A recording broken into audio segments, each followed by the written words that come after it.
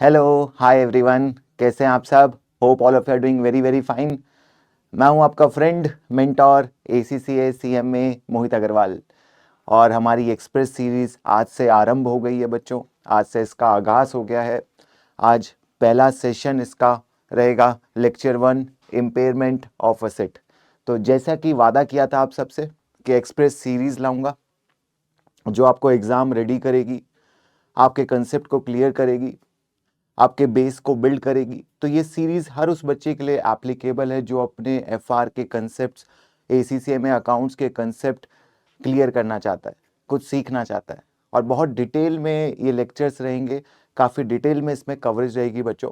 तो बिना किसी देरी के हमारा सेशन 1 एक मेजर अकाउंटिंग स्टैंडर्ड से स्टार्ट करते हैं जो एग्जाम में काफ़ी फ्रिक्वेंटली टेस्ट होता है FR में, इम्पेयरमेंट ऑफ असेट, IAS 36। तो स्टार्ट करें, बात करें बच्चों से कि इम्पेयरमेंट क्या है। वर्ड है बच्चा इम्पेयरमेंट, और कई बच्चों ने ये वर्ड पहली बार सुना होगा। अच्छा, एक वर्ड तो सबने सुना होता है डेप्रिसिएशन। डेप्रिसिएशन सबको पता होता है, इम्पेयरमेंट बहुत कम बच्चों ने सुना होता है वर्ड। जो जो अभी FR स्टार्ट कर रहे हैं उनके लिए शायद ये वर्ड पहली बार होगा कि सर इम्पेयरमेंट क्या है। तो करेंगे बात। देखो, पढ़ते हैं डेप्रिसिएशन और इम्पेयरमेंट में फर्क भी समझेंगे। पहले एक सिंपल सी डेफिनेशन पढ़ते हैं। क्या डेफिनेशन लेके आया हूं? कहता है impairment means a sudden and a heavy fall in the value of asset. Impairment का मतलब है असेट की वैल्यू में फॉल होना, असेट की वैल्यू गिर जाना। It occurs when asset is no longer expected to give as much benefit as before due to damage, obsolescence और market decline। कहता है असेट के बेनिफिट किसी भी कारण से अगर गिर जाए, हैवी फॉल आ जाए असेट की वैल्यू में, तो उसे इम्पेयरमेंट कहते हैं। देखो एक एग्जांपल समझना।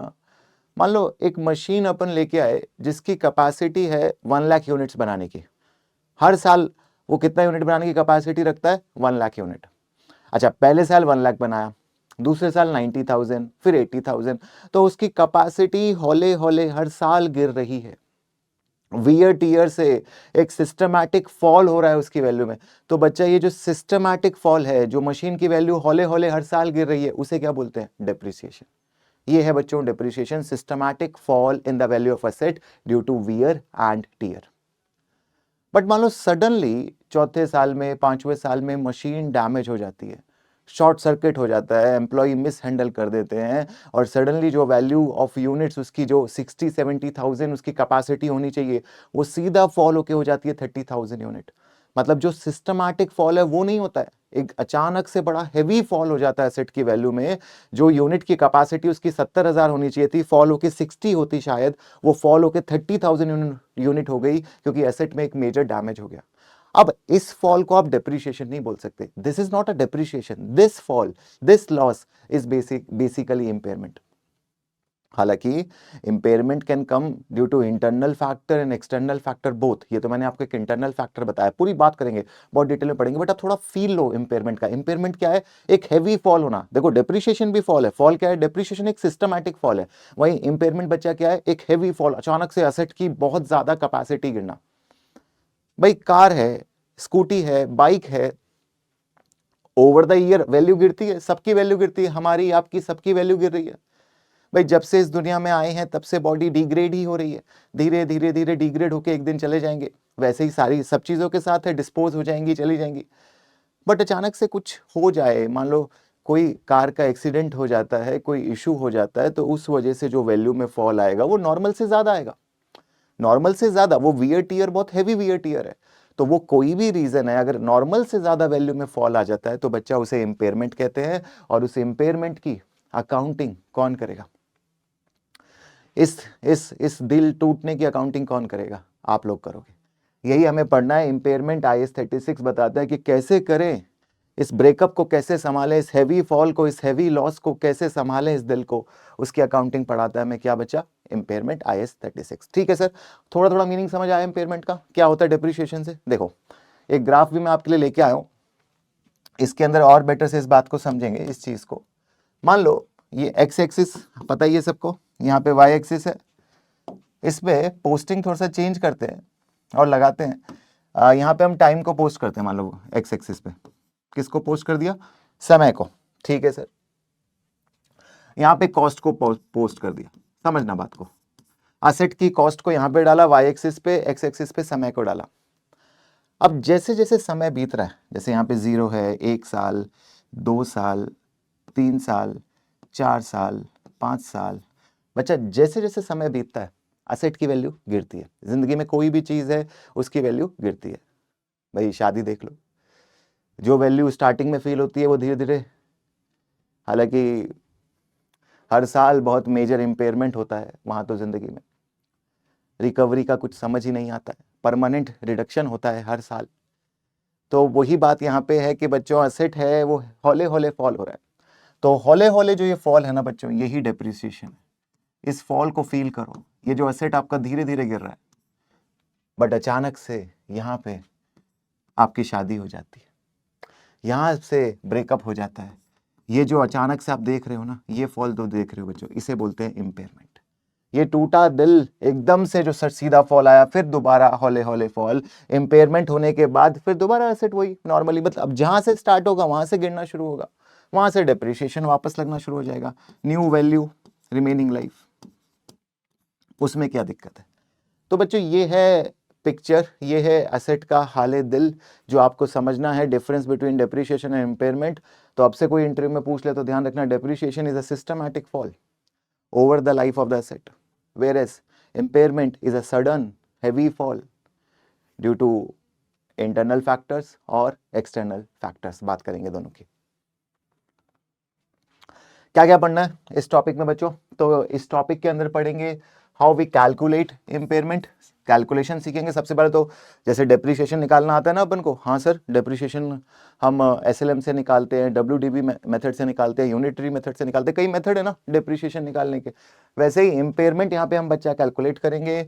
दूसरा इंडिकेटर, क्या सिम्टम्स हैं भाई, पता चलना चाहिए क्या क्या चीजें इंडिकेट कर रही हैं कि वहां पे इंपेयरमेंट है, उसका इंडिकेटर दे पढ़ना है। दूसरा कैसे पता लगता है कि हमें इंपेयरमेंट कैलकुलेट करना है, इंपेयरमेंट रिव्यू करना है। भाई हम डॉक्टर के पास तब जाते हैं ना जब कोई सिम्टम्स दिखाई देते हैं। अगर कोई सिम्टम्स ही नहीं है तो आप डॉक्टर के पास जाके चेकअप तो नहीं कराते कि आप आ गए, जब तक कि आप कोई पर्टिकुलर एज क्रॉस नहीं कर गए, मान लो यू आर अबव 60 और समथिंग, देन ठीक है आप एक कांस्टेंट चेकअप के लिए जाते हो। जनरली नॉर्मली तो कोई नहीं जाता कि यार बस डॉक्टर से मिलने का मन किया हम पहुंच गए उसके पास, तो कोई सिम्टम है तो अपन जाते हैं। तो वैसे ही कहता है क्या एसेट कोई सिम्टम शो कर रहा है, कोई इंडिकेटर शो कर रहा है, तब हम इंपेयरमेंट कैलकुलेट करेंगे। अच्छा तीसरा सीजीयू, कैश जनरेटिंग यूनिट, बड़ा इंपॉर्टेंट कंसेप्ट है, एग्जाम में क्वेश्चन आ सकता है इससे, सीजीयू को लेके करेंगे डिस्कस, इसको भी क्या बात करनी है। और चौथा बच्चों रिवर्सल। सर रिवर्सल क्या है? रिवर्सल है, बहुत कम होता है रिवर्सल, बट रिवर्सल भी हो सकता है कि वापस दिल जुड़ जाए, पैचअप। ब्रेकअप तो हो गया इंपेयरमेंट और पैचअप हो गया रिवर्सल, मतलब बात जो इनिशियली वैल्यू फॉल हुई थी वो रिकवर हो गई, वो वापस गेन हो गई। तो रिवर्सल भी पढ़ेंगे। तो 4 टॉपिक इस लेवल पे पढ़ने हैं। यही सेम एसबीआर में भी आता है बच्चों, with little bit more units, little bit more topics. तो 2-4 टॉपिक बस और हो जाते हैं, उससे ज्यादा कुछ भी एसबीआर में भी नहीं है IAS 36 में। तो कौन कौन से 4 टॉपिक हैं? इंपेयरमेंट लॉस कैसे निकलेगा, how do we calculate this loss, सीखना है लॉस निकालना। हाँ सर इंडिकेटर क्या क्या है, इंडिकेट क्या क्या करता है कि इंपेयरमेंट लॉस कैलकुलेट होना चाहिए, ऐसे ही नहीं कैलकुलेट कर दोगे, इंडिकेटर चेक करोगे। और कब चेक करोगे? हर रिपोर्टिंग डेट पे, हर साल, एवरी ईयर आपको चेक करना है, एवरी ईयर ईयर एंड पे इंडिकेटर चेक करना है, ये नहीं हर दिन। लॉ कहता है एटलीस्ट रिपोर्टिंग डेट पे every year you have to check indicator for every asset, every asset except 3 asset, 3 exception है। फिर सीजीयू की बात करता है, cash generating unit and reversal of impairment. ठीक है सर, तो यहां तक तो बात समझ आ गई कि इंपेयरमेंट होता क्या। दोबारा से जरा सी बात करिए, अब तक सर ने क्या बात करी आप लोग से, बस इतनी सी बात करिए कि यार इंपेयरमेंट होता क्या है। इंपेयरमेंट है heavy fall in the value of asset, इतना समझना। डेप्रिसिएशन और इंपेयरमेंट में फर्क समझना। डेप्रिसिएशन सब बच्चों को आता है, अकाउंटिंग आती है, सब बढ़िया से आता है, मैं जानता हूं, बट इंपेयरमेंट को फील करो। इंपेयरमेंट वर्ड पहली बार सुना, क्या है? हैवी फॉल, डेप्रिसिएशन ही है बट बड़े लेवल का डेप्रिसिएशन, हद से गुजर जाना, तबाही है ये, एक नंबर की तबाही है। मतलब ये सिस्टमैटिक नहीं, इसका कोई अंदाजा नहीं लगा सकते, ये अचानक से जिंदगी में आती है, अचानक से जिंदगी में आती है और जिंदगी तबाह कर जाती है, उस लेवल की तबाही है, समझ गए? तो उस लेवल की तबाही की अकाउंटिंग सीख रहे हैं, तबाह नहीं होना है, चैप्टर आपको तबाह ना कर दे, आपको अकाउंटेंट बनना, आपको तो अकाउंटेंट को अकाउंटिंग से मतलब है, आप अकाउंटिंग से ज्यादा भटका मत करो। सर ठीक है, क्या कहता है पर्पस ऑफ IAS 36, कहता है इस IAS 36 का पर्पस क्या है? तो पर्पस ये है, कहता है कि to prevent non current asset from being overstated in statement of financial position. पहले तो कहता है इंपेयरमेंट किसका होगा? अच्छा, असेट दो तरीके के हैं, current asset, non current asset, ये दोनों ही एसेट को बात करता है। हालांकि मैं लेटर ऑन बताऊंगा कि करंट एसेट पे हम जनरली इंपेयरमेंट नहीं लगाते हैं, वो धीरे धीरे समझेंगे, बट अभी के लिए समझो कि इंपेयरमेंट किस पे लगेगा? नॉन करंट एसेट पे। सर नॉन करंट एसेट क्या है? लॉन्ग टर्म एसेट्स, जो एसेट्स हमारे लंबे समय के लिए हमारे साथ होते हैं। मतलब ऐसा नहीं जो एसेट 6 महीने 4 महीने 5 महीने के लिए आए हैं, वो एसेट और हमारा साथ क्या है? लंबा साथ है, 4 साल 5 साल 10 साल, लंबे समय के लिए। इसका मकसद ये है कि अगर कोई एसेट इंपेयर हो गया है, कोई बिजनेस अगर इंपेयर हो गया है, कोई एसेट अपनी वैल्यू खो चुका है, तो उस एसेट को ओवरस्टेटेड ना दिखाओ, उसको रियल वैल्यू पे दिखाओ, उसको ट्रू वैल्यू पे दिखाओ। इसीलिए IAS 36 आया, कहता है भाई तुम्हारे एसेट इंपेयर हो चुका है, तुम अभी भी उसको दिखाए जा रहे हो हायर वैल्यू पे, तुम्हारा एसेट अभी भी तुम 10 करोड़ पे दिखा रहे हो फॉर एग्जांपल, उसको बुक्स में 10 करोड़ पे दिखाए जा रहे हो, बट रियलिटी में उसकी वैल्यू रह गई है सिर्फ 6 करोड़, तो वो जो 4 करोड़ का इंपेयरमेंट लॉस है वो बुक करो, उसको रिकॉर्ड करो। तो यही इसका पर्पस है कि do not overstate your assets. Sir क्यों? भाई आप अपने एसेट कहाँ शो करते हो? बैलेंस शीट में शो करते हो। बैलेंस शीट किसके पास जाती है? बैलेंस शीट शेयर होल्डर्स के पास जाती है, स्टेक होल्डर के पास जाती है, सप्लायर के पास जाती है, कईयों के पास बैलेंस शीट जाती है। अब भाई एक इन्वेस्टर आपकी बैलेंस शीट देख के, असेट को देख के ही तो डिसीजन लेगा। एक तरफ असेट दिखाई दे रहा है 10 करोड़ का और रियल में असेट है 6 करोड़ का, तो ये बहुत बड़ा डिफरेंस नहीं है। आप किसी को कहो जाके यार मेरी वेल्थ है 10 करोड़ की और रियल में वो 6 करोड़ की है, तो वो फ्रॉड है कि नहीं? आपने उसे 10 करोड़ करके उससे वादा ले लिया, उससे पैसा ले लिया, इन्वेस्टर से मनी ले लिया। तो यही बात IAS 36 भी समझता है, वो फ्रॉड कैसे होने देगा आप लोगों को? फ्रॉड, आप ही लोग तो ऑडिटर हो, आपको इंश्योर करना है इसकी एप्लीकेबिलिटी। कहता है asset should be carried at lower of, कहता है लोअर ऑफ क्या? Book value. बुक वैल्यू यानी कैरिंग अमाउंट, आप अपनी बुक में कितने का दिखा रहे हो। अच्छा, बुक में एसेट कैसे दिखाते हैं, जिन बच्चों को नहीं पता बता दूं, कॉस्ट, जो भी एसेट की कॉस्ट है, मान लो 1 लाख का एसेट है और जितना भी आपने उस पर एक्यूमुलेटेड डेप्रीशिएशन, अभी तक का डेप्रीशिएशन उस पर इकट्ठा हो गया है, उसको माइनस कर दोगे। एक्यूमुलेटेड डेप्रिसिएशन मतलब आज तक कितनी पिटाई हो चुकी है इसकी, हौले हौले हौले कितना पिट चुका है, वो बैलेंस जो आएगा उसको क्या बोलेंगे हम? Carrying value, book value. तो बुक में तो एसेट ऐसे ही दिखता है भाई, आज 11th का बच्चा भी जानता है, 12th का बच्चा भी जानता है, इसमें तो कुछ मेरे को नॉलेज नहीं देना। बुक में तो एसेट ऐसे ही दिखाते हो, 1 लाख का मेरा एसेट है, 10 साल उसकी लाइफ है, 10,000 का डेप्रिसिएशन है, 10 उसमें से घटता जाएगा। ठीक है सर, ठीक है, कोई दिक्कत नहीं। बट टर्म लेके आया वर्सेस, कहता है इसको कंपेयर किससे करना है? Recoverable amount. और कहता है दोनों में से asset should be carried at lower of, दोनों में से जो लोअर है, मान लो मेरा कैरिंग अमाउंट है 1 लाख, मेरी बुक वैल्यू है 1 लाख और एसेट की मार्केट वैल्यू है, रिकवरेबल अमाउंट है 1.5 लाख, तब कोई दिक्कत नहीं है भाई। If recoverable amount is more than carrying value, मतलब मेरा एसेट मार्केट में ज्यादा वैल्यू रखता है, मेरी बुक में कम वैल्यू पे है, तो कोई दिक्कत नहीं है, प्रूडेंट है हम, ज्यादा से दिक्कत नहीं है। ज्यादा को शो ना भी करो चलेगा, शो करना कर भी सकते हो, IAS 16 रिवैल्यूएशन मॉडल की बात करता है, आप नहीं भी करते हो तो ओके है, सब कुछ अलाउ किया गया है अकाउंटिंग स्टैंडर्ड ने। बट कहता है अगर एसेट गिर गया है, वैल्यू कम है, तब नहीं छोड़ेंगे आपको, तब तो आपको प्रेजेंट करना ही पड़ेगा। और क्या करना होगा? क्या कहता है रिकवरेबल अमाउंट के लिए बच्चों? कहता है recoverable amount is higher of value in use and fair value less cost to sell. अच्छा, समझे नहीं सर? देखो समझो, कहते हैं एक एसेट के साथ आप दो चीजें कर सकते हो। एक एसेट की वैल्यू आप दो तरीके से रिकवर कर सकते हो, या तो अपने बिजनेस में यूज करके, या उसे बेच के। एग्री करते हो? क्या इसके अलावा कोई दो तरीका है किसी एसेट की वैल्यू रिकवर करने की? भाई आपका ये लैपटॉप है, आप इसे अपनी पढ़ाई में, स्टडीज में यूज कर सकते हो, अपने किसी भी तरीके से इसको गेम्स खेल सकते हो, मूवीज देख सकते हो, अपनी डेली लाइफ में इसको यूज करके इसकी वैल्यू निकाल सकते हो, या किसी को सेल करके इसकी वैल्यू निकाल सकते हो। वही एक बिजनेस है, बिजनेस के पास कोई कार है, कोई फर्नीचर है, कुछ भी है, उसके साथ ये दो ही काम कर सकता है। अकाउंटिंग स्टैंडर्ड भी समझता है कि दो ही काम कर सकता है, यही बात अकाउंटिंग स्टैंडर्ड कह रहा है। कहता है recoverable amount is value in use, अगर मैं इसे यूज करूंगा तो क्या वैल्यू आएगी? मान लो मैं किसी एसेट को यूज करूंगा तो मुझे वैल्यू मिलेगी $10,000। सर ये कैसे निकलती है? बताऊंगा ये भी। और दूसरा fair value less cost to sell, मतलब इस एसेट को अगर मैं मार्केट में बेचूं तो ये बिकेगा 8,000 का, और कॉस्ट टू सेल मतलब बेचने का खर्चा, इसको बेचने में कई बार खर्चा आ जाता है, मान लो 1,000 रुपए का बेचने का खर्चा भी आ जाएगा, तो कितना हो गया? $7,000। भाई मैं इस एसेट को मार्केट में बेचूं तो आज मिलेंगे 7,000 रुपए, और इसकी वैल्यू इन यूज अगर अपने धंधे में यूज करूं तो 10,000 है, तो मैं दोनों में से कौन सा काम करूंगा? कॉमन सेंस से बताना, यहां प्रूडेंस मत लगाना। प्रूडेंस का मतलब ये नहीं है कि आप अपनी कॉमन सेंस खो दो। एक जगह 10,000 रुपए मिल रहे हैं, एक जगह 7,000 रुपए, आप क्या वैल्यू मानोगे? Obviously higher 10,000। यही कहता है recoverable amount is higher of value in use and fair value less cost to sell, value in use and fair value less cost to sell. कहता है इन दोनों में से जो हायर होगा वो रिकवरेबल अमाउंट बनेगा, और फिर रिकवरेबल अमाउंट को कंपेयर करेंगे कैरिंग अमाउंट से। And now if recoverable amount is more than, now if recoverable amount is more than carrying amount, then there is no impairment, but if recoverable amount is less than, if recoverable amount, देखो समझो बात को, accounting standard बहुत clear है, अपनी बात कहता है दो टर्म है, एक है रिकवरेबल अमाउंट और एक है कैरिंग वैल्यू। कहता है दोनों में से बड़ा कौन? भाई तुम बड़े हो, रिकवरेबल अमाउंट तुम बड़े हो, तो कोई दिक्कत ही नहीं है। इंपेयरमेंट का मतलब क्या होता है? लॉस। तो इंपेयरमेंट तो कभी आ ही नहीं सकती। हाँ गेन आ सकता है, रिवैल्यूएशन आ सकता है, वो इस चैप्टर का मतलब नहीं है। भाई IAS 36 को कोई मतलब नहीं है कि अगर रिकवरेबल अमाउंट ज्यादा है कैरिंग वैल्यू से, वो तो कहता है मेरा चैप्टर ही नहीं लगेगा। बट मैं कब लगूंगा? कहता है रिकवरेबल अमाउंट कम है, ओके किससे कम है? कैरिंग वैल्यू से। तब पिक्चर में आ जाएगा दोनों का जो डिफरेंस है उसे क्या कहलाएंगे, क्योंकि हमें एसेट अब किस पे लेके जाना है? इंपेयर कर देना है इस एसेट को, इस एसेट को इंपेयर करना। इंपेयर समझते हो? लव इज इंपेयर्ड, इंपेयर्ड सुना है ये वर्ड आपने कभी?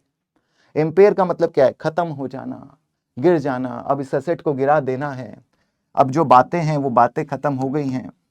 और रिकवरेबल अमाउंट सर कैसे निकलेगा? तो कहता है दोनों में से हायर। यूज करोगे, दो ही काम करोगे, तो उससे क्या वैल्यू आएगी? Value in use. या बेच दोगे तो fair value, market value. Fair value का मतलब क्या? मार्केट वैल्यू अभी के लिए। Fair value less cost to sell, बेचने के खर्चे, जो तुम्हें नेट मिलेगा। दो ही काम कर सकते हो भाई किसी भी चीज के साथ, और इन दोनों में से जो हायर होगा वो रिकवरेबल अमाउंट बन जाएगा, उसको कैरिंग वैल्यू से कंपेयर करना है। 2 मार्क्स आपके आगे आ सकते हैं, 2 मार्क्स इतने। कर लोगे स्कोर? जल्दी से बता दो, जल्दी से लिख दो। Yes I will, yes I will. बच्चों यही होना चाहिए, हिम्मत चाहिए यार, और कुछ नहीं चाहिए। ठीक है सर, यहां तक बात समझ आती है? तो वही बात मैंने देखो यहां पे समझाई है आप लोगों को, क्या क्या है बातें, क्या क्या है चीजें। थोड़ा सा आपको समझते रहना है, बातों को दिल से लगाना है। रिकवरेबल अमाउंट क्या कह रहा है?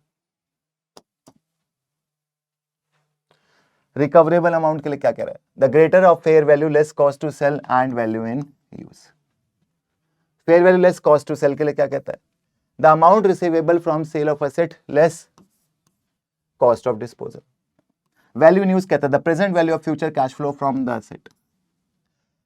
अच्छा इसका क्या फंडा है बच्चों? ये कहता है कि आप एसेट को यूज करके जो कैश फ्लो जनरेट करोगे आने वाले सालों में, मान लो जनरली 3 साल की बात कर रहा हूं, जैसे मैं किसी 3 साल की अगर आपसे बात करूं, ईयर 1, ईयर 2, ईयर 3, कहता है अगर मैं इस एसेट को यूज करूंगा तो इससे क्या कमाऊंगा, कैश फ्लो क्या आएंगे? कहता है 10,000, ईयर 1 में आएंगे 10,000, ईयर 1 में आएंगे 12,000, ईयर 2 में आएंगे 12,000, ईयर 3 में आएंगे 15,000। तो कहता है ये जो कैश फ्लो आपको आने वाले हैं इन सब की प्रेजेंट वैल्यू निकाल लो, प्रेजेंट वैल्यू निकाल लो। सर प्रेजेंट वैल्यू कैसे निकालेंगे? तो प्रेजेंट वैल्यू के लिए हमें डिस्काउंट रेट गिवन होगा। प्रेजेंट वैल्यू का फॉर्मूला पता है सबको? जी सर, क्या फॉर्मूला है बच्चों? प्रेजेंट वैल्यू लिख देता हूं मैं, present value is equals to future value into 1/1 plus R की पावर n। हालांकि बहुत ज़्यादा मैथमेटिक्स आपको ध्यान नहीं देना, जनरली आपको फैक्टर गिवन होते हैं, एन्युटी फैक्टर है या प्रेजेंट वैल्यू फैक्टर है, आपको गिवन होता है, आप सीधा मल्टीप्लाई करते हो आंसर आ जाता है। अभी तो फंडा समझो, कहता है present value of the future cash flow from the use of asset. अगर इस बिजनेस में, इस एसेट को अगर मैं अपने बिजनेस में यूज करूंगा तो क्या कैश फ्लो कमाने वाला हूं। अच्छा सिंपल ऐड मत कर देना, आम जिंदगी मत बन जाना, 10, 12, 15 को सिंपली ऐड कर दो, वो आम जिंदगी है भाई मेरे। ये 10,000, 12,000, 15,000 आज थोड़ी आएंगे, फ्यूचर में आएंगे। 100 रुपए आज के और 100 रुपए 1 साल बाद के बराबर थोड़ी होते हैं।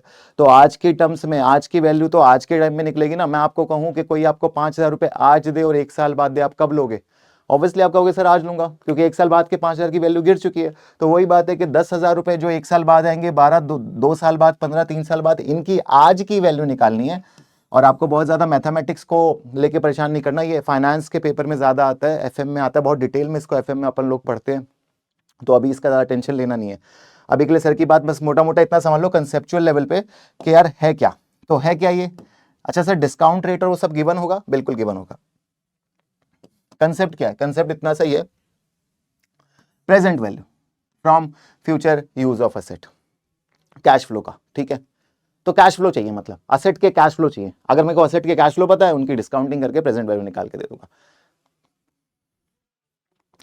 देखो इसको टेस्ट करने के लिए, इसको सिखाने के लिए, इस कंसेप्ट को सिखाने के लिए सर एक क्वेश्चन भी आपके पास लेके आ गए, जरा देखो। करें ना बात, डिटेल में करेंगे बच्चा इस बार, बात धीरे धीरे सारी बातें इसमें कवर हो जाएंगी। A machine was acquired on 1st Jan 2015 at a cost of 50,000, useful economic life 10 year। कितने साल की लाइफ दी है, 10 साल की। At 31st December 2019, an impairment review was performed. The fair value of the machine is $26,000, and the selling cost is $2,000. Okay. The expected future cash flow are 5,000 per annum for the next 5 years. The current cost of capital 10% annuity factor rate of 3.791। अच्छा कुछ परेशान मत होना, जिन बच्चों को नहीं पता उनको बता देता हूं। जब भी एन्युटी फैक्टर गिवन हो, लर्न कर लेना इस बात को। प्रेजेंट वैल्यू निकालने का देखो, एक तरीका तो प्रेजेंट वैल्यू को निकालने का ये है, सेपरेट हर कैश फ्लो को डिस्काउंट करना।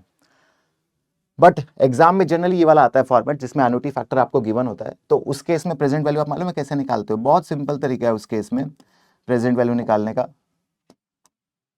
Present value is equals to जो भी कैश फ्लो आपका आ रहा है साल का पर एनम का, सेम माना जाएगा। एन्युटी मतलब ये होता है कि same cash flow up to certain period, मतलब हर साल कितना आएगा, फिक्स आएगा 5,000। तो 5,000 को उठा लेना है और इनटू एन्युटी फैक्टर, आपका आंसर आ जाएगा। मतलब वैल्यू इन यूज निकल के आ जाएगी, कुछ भी दिमाग नहीं लगाना। अगर कभी भी वैल्यू इन यूज निकालने को आती है एन्युटी फैक्टर वाले केस में, तो बच्चों लर्न कर लो अभी के लिए, क्या sir, cash flow into annuity factor. बहुत ज्यादा मैथमेटिक्स में पढ़ो मत, दिमाग वहां लगाओ जहां जरूरत है, जहां जरूरत नहीं है वहां मत लगाओ अभी के लिए।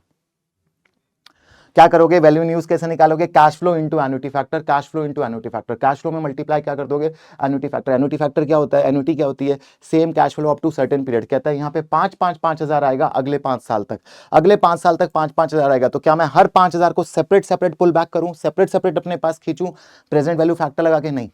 जब सेम कैश फ्लो आ रहा है और एन्युटी फैक्टर अगर आपको गिवन है, तो क्या करना है, कोई भी एक कैश फ्लो उठा के एन्युटी फैक्टर से मल्टीप्लाई कर लो, सारे के सारे ऑटोमेटिकली डिस्काउंट हो जाएंगे और आपके पास वैल्यू इन यूज निकल के आ जाएगी, और यही हमें चाहिए।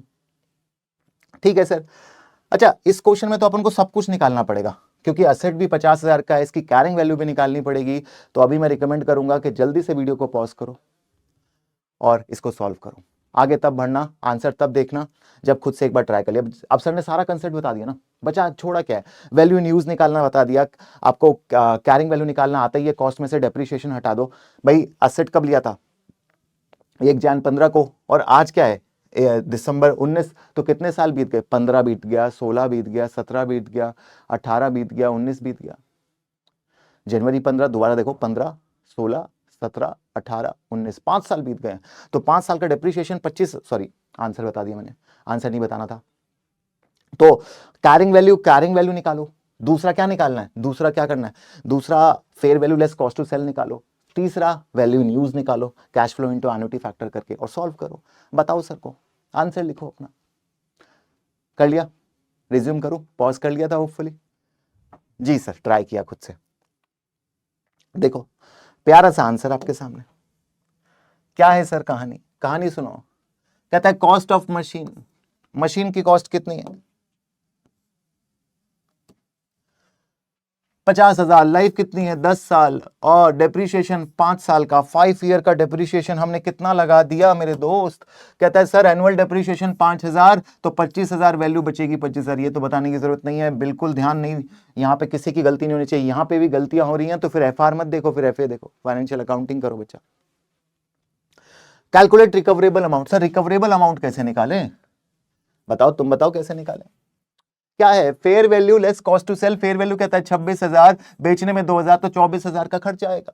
कोई दिक्कत है क्या fair value less cost to sell निकालने में। कहता है 26,000, the fair value of the machine 26,000, selling cost 2,000। तो इससे आसान क्या हो सकता है, हर चीज तो गिवन है, हर बात तो बताई हुई है, फिर भी समझना है, क्लियर इंडिकेशन दे रही है।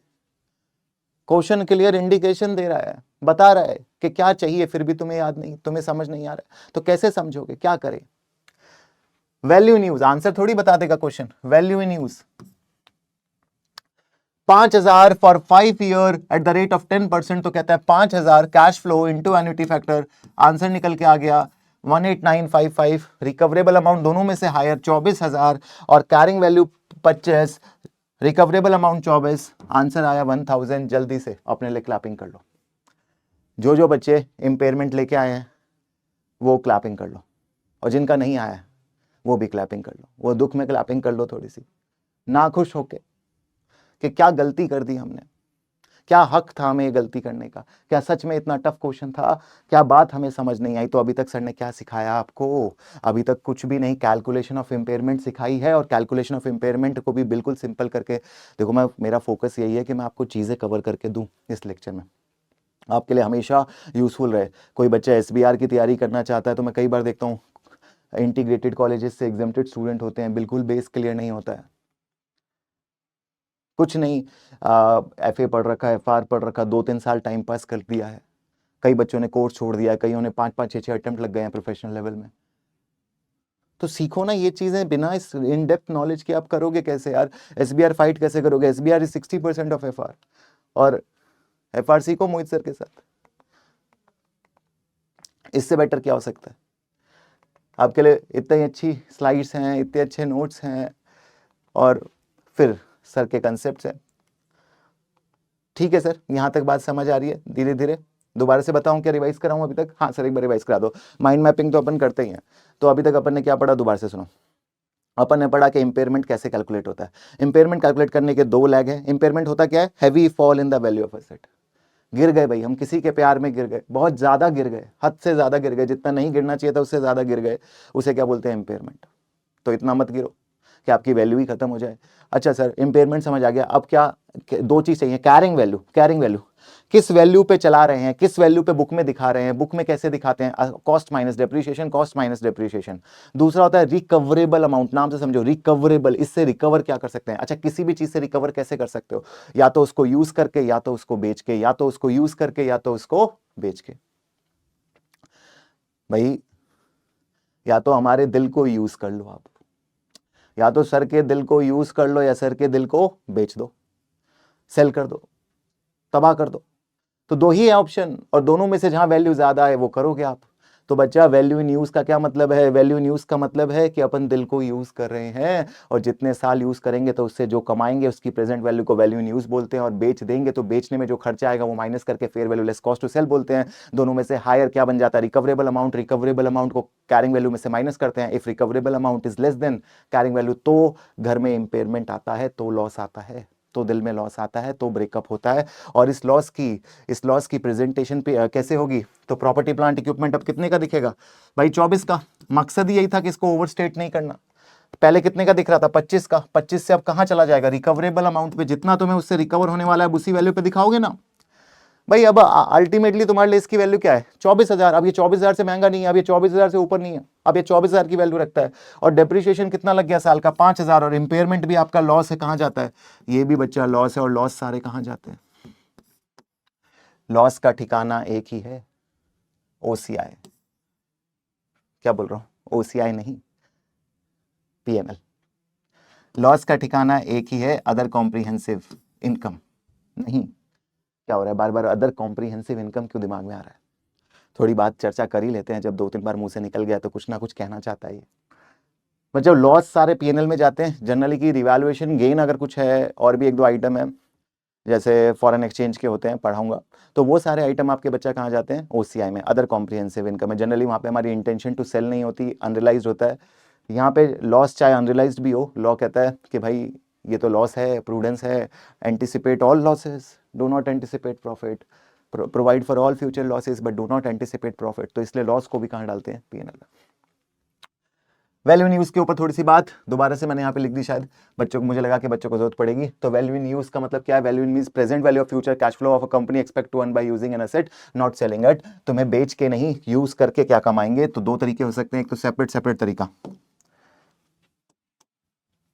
प्रेजेंट वैल्यू निकालने के।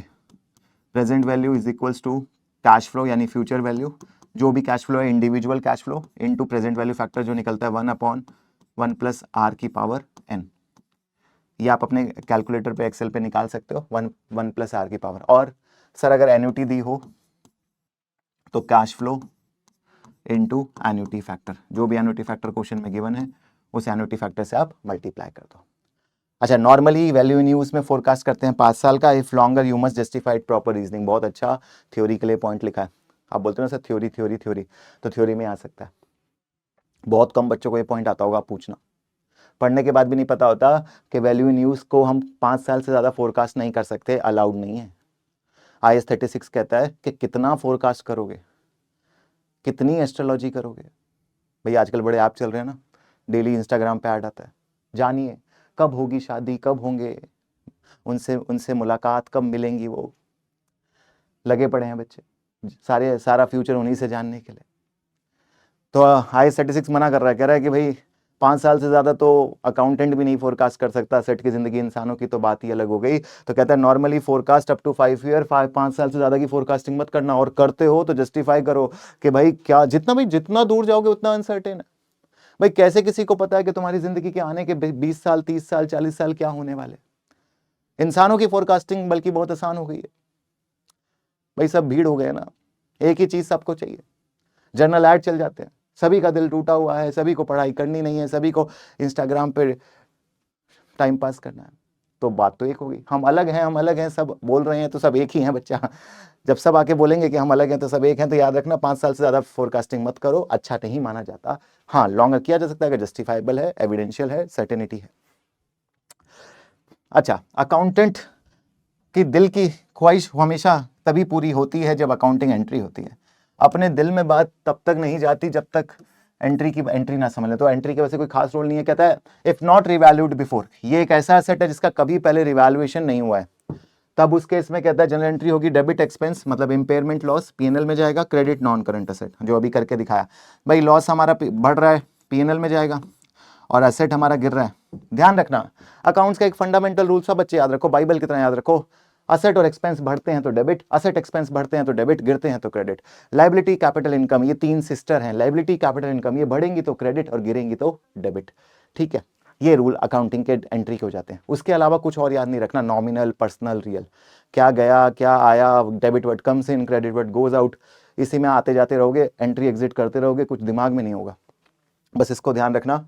फिर याद रखो, अगर प्रीवियसली रिवैल्यूड है, लॉ कहता है loss first reduce revaluation surplus, कहता है तुम्हारे पास पहले से कोई पड़ा हुआ रिवैल्यूएशन गेन पड़ा हुआ है, फिर पीएनएल की पिटाई नहीं करो। समझना, मैंने पहली बार, हमने फर्स्ट टाइम ब्रेकअप हुआ, जो ब्रेकअप का जो नुकसान है, हमारे पास कोई पुराना एक्स नहीं है, कोई बैकअप नहीं है, तब तो नुकसान कहां जाएगा, सारा का सारा। अगर मुझे कोई इंपेयरमेंट पहली बार होता है, लॉस होता है, ये सारा लॉस कहां जाएगा, ये सारा का सारा लॉस बच्चा पीएनएल में डालना पड़ेगा। भाई कोई है ही नहीं जिसके पास जा सके, बट आजकल सबके पास बैकअप होता है।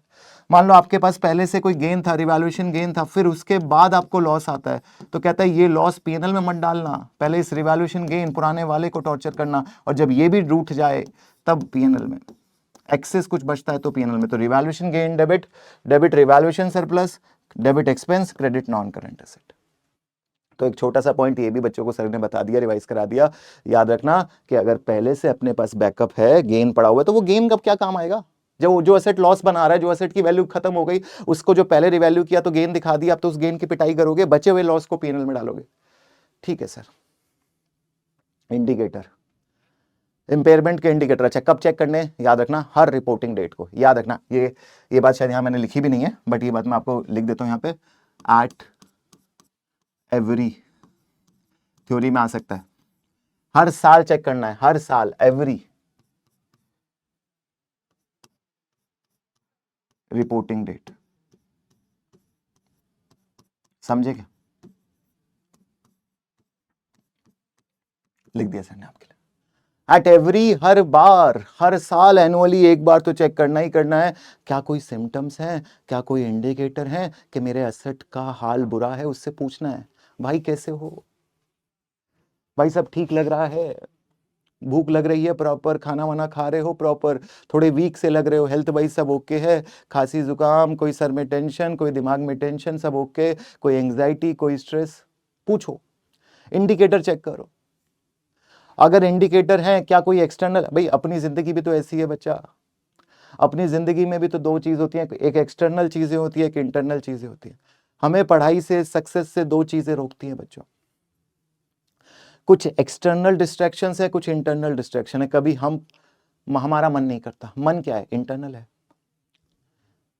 हमारा मन नहीं करता या हम कर नहीं पा रहे हैं, कोई रीजन है, तबीयत खराब है, कोई भी रीजन है, या एक्सटर्नल हो सकता है, भाई कहीं ध्यान कहीं और है, कोई चीजें भटका रही हैं, एक्सटर्नल चीजें हैं, प्रेशर है, एनवायरनमेंट है जो आपको पढ़ाई में सपोर्ट नहीं कर पा रहा है, तो वो रीजन हो सकते हैं। तो वही बात कहता है कि इंडिकेटर दो तरीके के हैं, एक्सटर्नल और इंटरनल। एक्सटर्नल कहता है आउटसाइड द बिजनेस, कहते हैं बिजनेस की बाहर की बात है, a big fall in the market value of asset not just due to regular use और टाइम। कहते हैं, अच्छा मैं अभी तक आपको जब पढ़ा रहा था तो आपको लग रहा होगा इंडिकेटर मतलब डैमेज, इंपेयरमेंट मतलब डैमेज, नहीं। देखो कहता है एक्सटर्नली कोई कारण से मार्केट वैल्यू असेट की गिर गई, बिजनेस की गिर गई, जैसे मान लो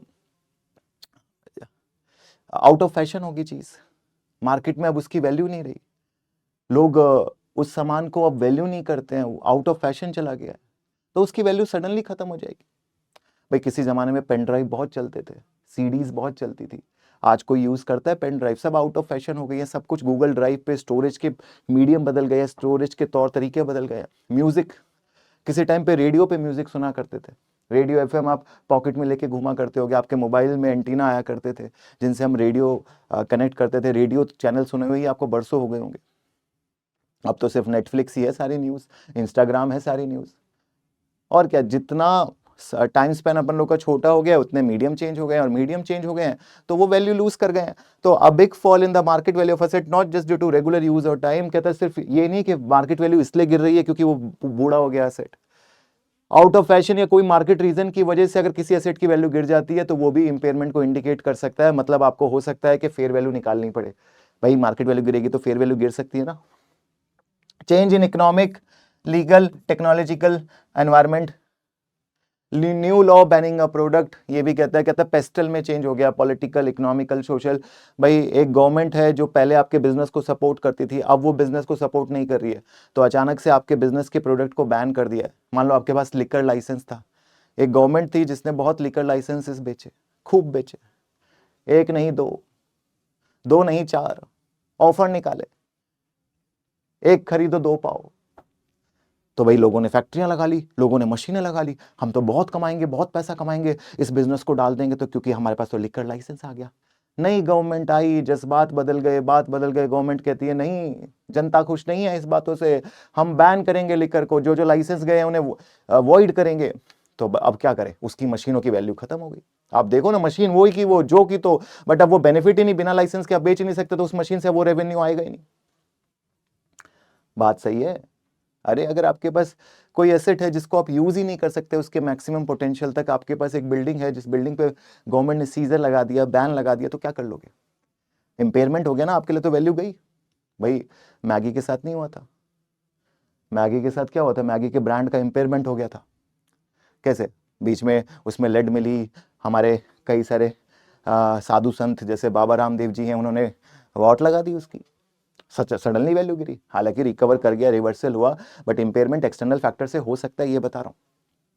भाई जैसे हमारे रोनाल्डो जी हैं, क्रिस्टानो रोनाल्डो जी, होप नाम से ही प्रोनाउंस कर रहा हूँ सर का, तो काफ़ी अच्छे बड़े प्लेयर हैं सर।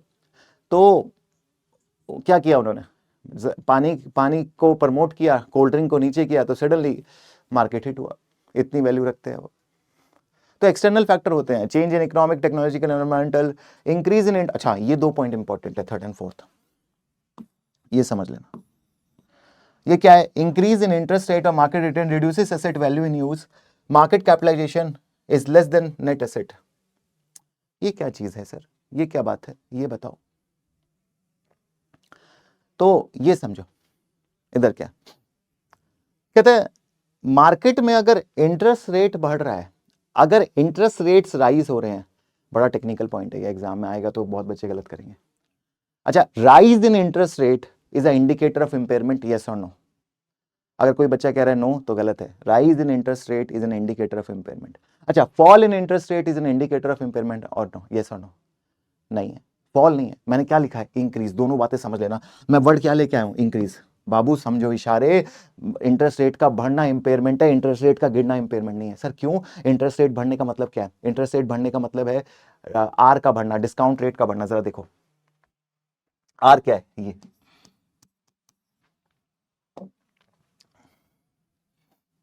आर क्या है? आर ये है। और जितना डिवाइडिंग फैक्टर, ये तो हर बच्चे को पता है ना, अगर मैं किसी चीज को 10 से डिवाइड करूं तो वैल्यू आएगी। 10 से बड़ा आइटम ले लूं, 15 से डिवाइड करूं तो वैल्यू और गिर जाएगी। तो जितना बड़ा फैक्टर से बच्चा डिवाइड करोगे उतनी वैल्यू गिर जाएगी। भाई मेरे पास एक चॉकलेट है, एक चॉकलेट मैं 2 जनों में बांटूं। भाई मेरी 2 स्पेशल दोस्त है, मैंने दोनों में बांट दी चॉकलेट, तो 2 दोस्तों में बांट दी चॉकलेट तो कितनी हो गई? 2 जनों में बटेगी। अब मैं फैक्टर बढ़ा दूं, अब मैं 3 जनों में चॉकलेट बांटूं तो और चॉकलेट तीनों के हिस्से में कम कम आएगी। सेम चॉकलेट को आप बड़े रेट से डिस्काउंट करोगे। लॉ क्या कह रहा है? Increase in interest rate. अरे भाई तुम वैल्यू इन यूज कैसे निकालते हो? अच्छा, हर फैक्टर पे इंपैक्ट नहीं पड़ेगा, जरूरी नहीं है कि फेयर वैल्यू पे भी पड़ रहा हो तभी। किसी भी एक पे पड़ गया, किसी भी एक पे फैक्टर पे फर्क पड़ गया तो इंपेयरमेंट का इंडिकेटर बन जाएगा। भाई इंपेयरमेंट के इंडिकेटर में मोटा मोटा 3 फैक्टर है, carrying value, value in use, fair value less cost to sell. ऊपर के 2 फेयर वैल्यू पे इंपैक्ट डाल रहे थे या वैल्यू इन यूज पे डाल रहे थे, बट ये वाला तो क्लियरली वैल्यू इन यूज पे इंपैक्ट डाल रहा है। क्या कह रहा है कि अगर एक असेट का इंटरेस्ट रेट बढ़ जाएगा, मतलब उस असेट की डिस्काउंटिंग ज्यादा रेट पे होगी, उसके कैश फ्लो की डिस्काउंटिंग ज्यादा रेट पे होगी। जिन बच्चों को पता है उनको बिल्कुल कलेक्ट हो रहा होगा ये बात कि डिस्काउंट रेट और प्रेजेंट वैल्यू में इनवर्स रिलेशनशिप होता है। Higher the discount rate lower the value. और बट जिसको इन सब बातों से नहीं समझ आ रहा, वो सर का सिंपल फंडा समझो। एकदम सिंप्लीफाई करने पे ही सर को मजा आता है। और सिंपल से बात ये है कि जितने बड़े आइटम से डिवाइड करोगे, अच्छा फॉल में नहीं, फॉल में तो छोटा आइटम है, डिवाइड जितने बड़े नंबर से करोगे उतना आंसर कम आएगा, और कम आने का मतलब वैल्यू गिर रही है। बस ठीक है, समझ गए सर? थोड़ा थोड़ा समझ गए, थोड़ा थोड़ा समझते चलो। पूरा पूरा ना भी समझोगे तो क्या कर सकते हैं, थोड़ा थोड़ा तो समझ सकते हैं। Market capitalisation is less than net asset. Market cap net asset से कम है। मार्केट कैप क्या होता है? मार्केट कैप होता है मेरी मार्केट में शेयर्स की value, number of share into market price, number of share into market price. ये थर्ड और फोर्थ पॉइंट याद रखना, बहुत इंपॉर्टेंट है। Number of shares into market price, number of shares into market price. अगर मैं अपने शेयर्स की टोटल वैल्यू और मेरे बुक में एसेट की, नेट एसेट्स की वैल्यू, नेट एसेट जानते हो, all asset minus current liability, net assets की वैल्यू मतलब सारे लायबिलिटीज हटा दिए, current liability non current liability, मेरे नेट एसेट्स की जो वैल्यू है और मेरे मार्केट में शेयर की जो वैल्यू है वो कम है और बुक में एसेट की वैल्यू ज्यादा है। भाई ये तो वही बात होगी ना, जब तुम कह रहे हो कि मार्केट वैल्यू, एसेट की मार्केट वैल्यू गिर गई है तो ये भी इंडिकेट करेगा इंपेयरमेंट को। भाई मार्केट कैपिटलाइजेशन क्या है? Market capitalisation is capital, word से समझना। मार्केट कैपिटल, मार्केट कैपिटल मेरे कैपिटल की मार्केट वैल्यू और मेरे कैपिटल की बुक वैल्यू, मेरी इक्विटी की मार्केट वैल्यू। अरे रिलायंस है, टाटा है, इनके शेयर मार्केट में ट्रेड होते हैं, लिस्टेड कंपनियां हैं, मार्केट में शेयर ट्रेड होते हैं, तो इनकी एक मार्केट कैपिटलाइजेशन है बच्चा। और जनरली मार्केट कैप आपका ज्यादा होना चाहिए आपकी बुक में जो एसेट की वैल्यू है, क्योंकि एसेट तो आप जनरली हिस्टोरिकल कॉस्ट पे दिखा रहे हो, पास्ट पे दिखा रहे हो, मार्केट वैल्यू तो आज की वैल्यू है। और किसी बिजनेस की मार्केट कैपिटलाइजेशन अगर कम है, ज्यादा नहीं, ज्यादा पे नहीं आएगा इंडिकेटर। कई बार मैंने 1-2 बुक में गलतियां भी देखा है कि मार्केट कैप पे ज्यादा पे लिखा हुआ है, वो गलत है बच्चों, बिल्कुल ध्यान रखना। अगर मार्केट कैप कम है, क्या अगर मार्केट कैप कम है और नेट एसेट ज्यादा हैं तभी इंपेयरमेंट का इंडिकेटर होगा। और सर मार्केट कैप का मतलब क्या है? मार्केट वैल्यू ऑफ शेयर्स, मेरे शेयर्स की मार्केट वैल्यू। और नेट एसेट का मतलब क्या है? मेरे एसेट्स की बुक वैल्यू, मेरे एसेट्स की कैरिंग वैल्यू। आती है बात समझ? दोनों में से ज्यादा क्या होना चाहिए? Obviously market cap. सर ये तो बात हो गई एक्सटर्नल, जो जो एक्सटर्नल गम थे वो बताया आपने। इंटरनल क्या है? इंटरनल तो वही फिजिकल डैमेज, ऑब्सीलेंस, पड़ा पड़ा खराब हो रहा है, सेट ऑब्सीलीट हो गया है, जंग लग गई है दिमाग पे हमारे, फिजिकल डैमेज हो गई है, असेट इज आइडल, खाली बैठा हुआ idle, unused plant to be disposed of early. कहता है कोई काम नहीं आ रहा, नालायक असेट है, घर से निकाल दिया जाएगा इसको, बिल्कुल खाली बैठा हुआ है, पूरे दिन बैठ के मूवीज देखता है, एनिमी देखता है। Poor actual performance of asset versus expectation, जैसा सोचा वैसा परफॉर्म नहीं कर रहा। एक्सपेक्टेशन बहुत थी, एक्सपेक्टेशन बहुत थी, बट सारी एक्सपेक्टेशन चकनाचूर हो गई। कंटिन्यूस ऑपरेटिंग लॉस, बिजनेस धंधा लॉस कर रहा है, net cash outflow from the asset, asset से फायदे नहीं नुकसान हो रहे हैं, loss of key employ link to the asset performance. अरे जो जिस एसेट की, देखो एसेट की वैल्यू भी तो एम्प्लॉय से है। कुछ एम्प्लॉय ऐसे होते हैं उनके बिना वो एसेट बेकार है।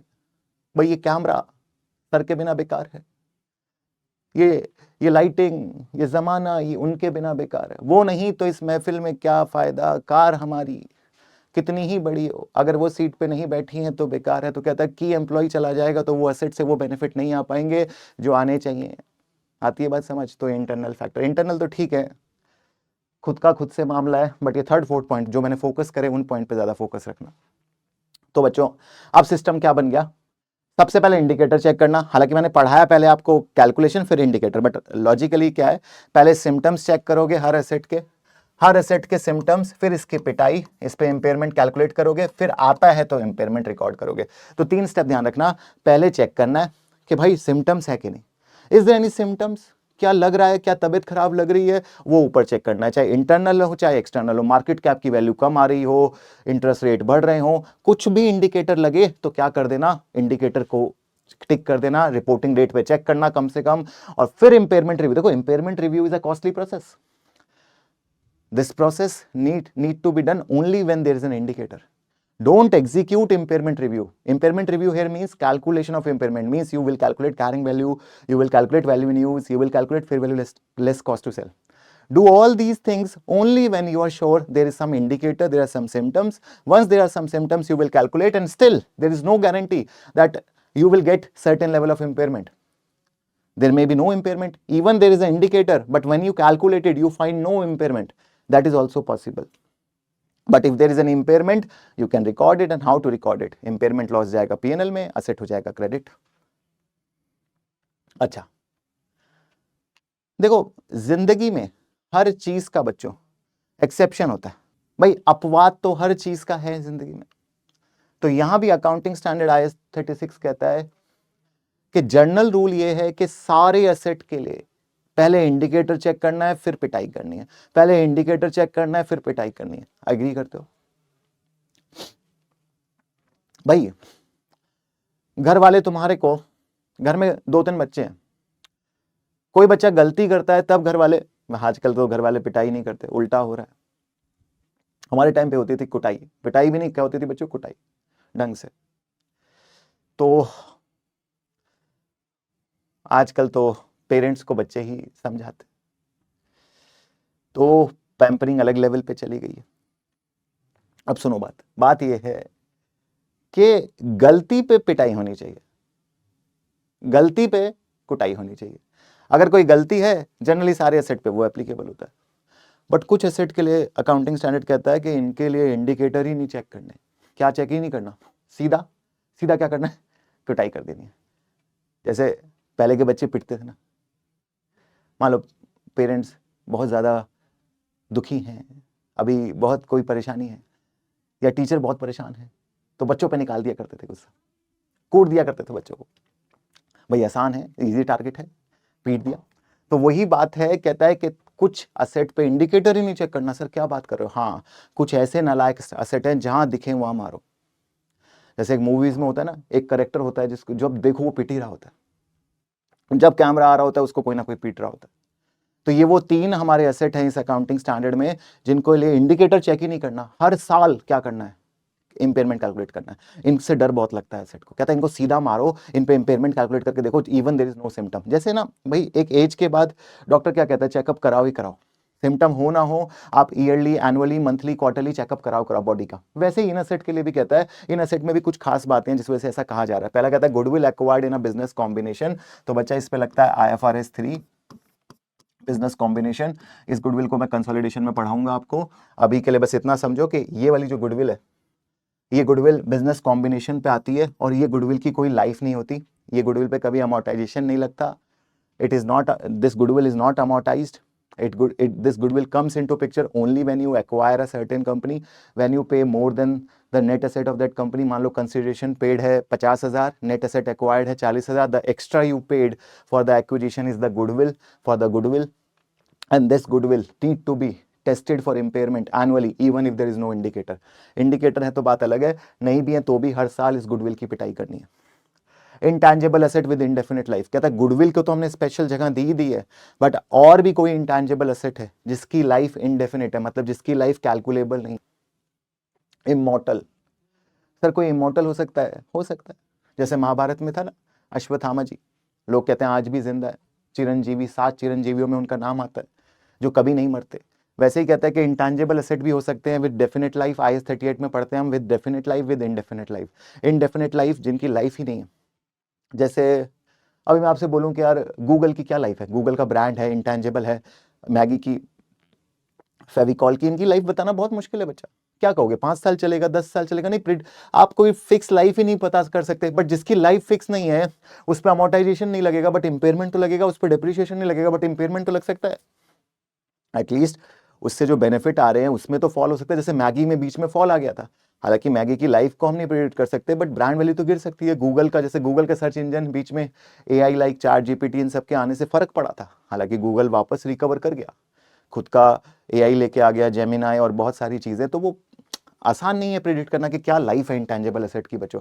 तो जब इंटेंजिबल एसेट की लाइफ को हम इंडेफिनिट मानते हैं तो कहता है सिम्टम्स मत चेक करो। जब तुम कह रहे हो बंदा अमर है, मरेगा ही नहीं, तो उस पर अमोर्टाइजेशन तो होगा नहीं। जैसे जमीन है, लैंड पे डेप्रिसिएशन नहीं लगता क्योंकि लाइफ कुछ है ही नहीं, डेप्रिशिएट करने के लिए तो कोई लाइफ होनी चाहिए। बट इंपेयरमेंट लैंड पे भी लग सकता है बच्चों, बड़ा इंपॉर्टेंट पॉइंट समझना।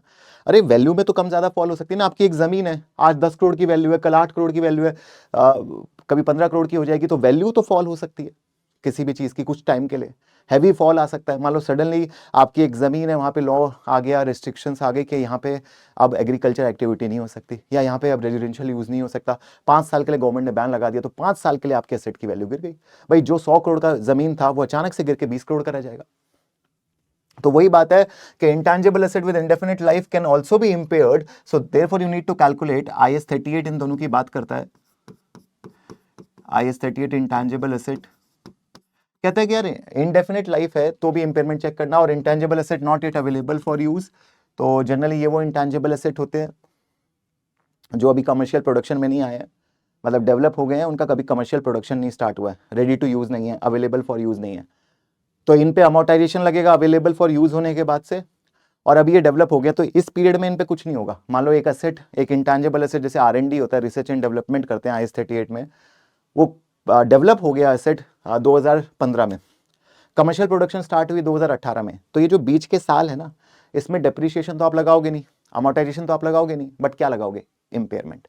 तो जहां अमोर्टाइजेशन नहीं है वहां इंपेयरमेंट है, और जहां अमोर्टाइजेशन है वहां तो इंपेयरमेंट है ही है। मतलब इंपेयरमेंट हर जगह है, हर जगह वो ही वो, तुम ही तुम।